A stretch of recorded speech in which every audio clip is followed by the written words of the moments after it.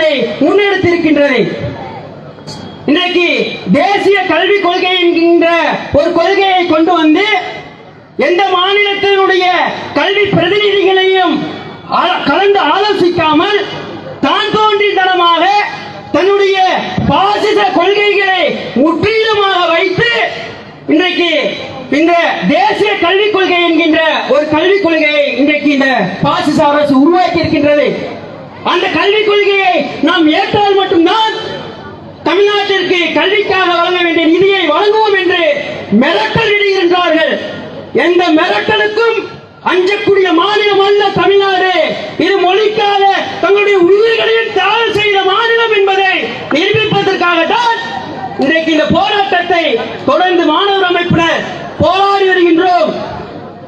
அதே போன்று ஒரு விதமான சங்கிகளுடைய ஒரு விதமான எதிர்வினை என்னவென்று இருக்கின்றது என்று சொன்னால், தமிழ் மொழியை காப்பதற்காக இஸ்லாமியர்கள் நீங்க ஏன் போராடுகிறீர்கள் என்று சொல்கிறார்கள். அவர்களுக்கு இந்த ஒரு வரலாற்றை நான் நினைவுபடுத்த கடமைப்பட்டிருக்கின்றேன்.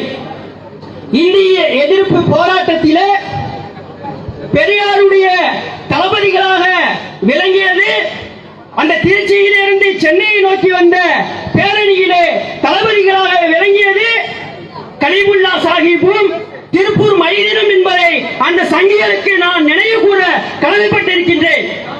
அதே அப்போது நடந்த பொது மேடைகளில் கூட கலிமுல்லா சாஹிப் சொன்ன போது என்ன சொன்னார்? நாங்கள் மொழியால் தமிழர்கள், மதத்தால் முஸ்லிம்கள், ஆனால் இந்த தேசத்தால் இந்தியர்கள் என்று சொன்னார். அதையே நாங்கள் இங்கு மீண்டும் ஒரு முறை சொல்லிக்கொண்டு இந்த போராட்டத்தை நாங்கள் ஒரு அடையாள போராட்டமாக தான் தொடர்ந்து நடத்தி வந்து கொண்டிருக்கின்றோம். நீங்கள் இனியும் செவி சாய்க்காமல், இனியும் எங்களுக்கு வழங்க வேண்டிய நிதியை வழங்காமல் தொடர்ந்து இழுத்தடிப்பு செய்யப்பட்டுக் கொண்டே இருந்தீர்கள் என்று சொன்னால், கடந்த காலங்களிலே இலங்கையிலே நடந்ததை போன்று, வங்கதேசத்திலே நடந்ததை போன்று ஜனநாயக ரீதியிலே மாணவர்கள் கிளர்ந்து எழுந்து உங்களை முற்றுகையிட்டு உங்களை வெளியேற்றுவார்கள் என்பதை கூறிக்கொண்டு, ஒருபோதும் தமிழ்நாடு மும்மொழி கொள்கையை ஆதரிக்காது என்பதை தெளிவாக கூறிக்கொண்டு வாய்ப்புக்கு நன்றி கூறி விடைபெற்றேன். நன்றி. நன்றி தோழர்.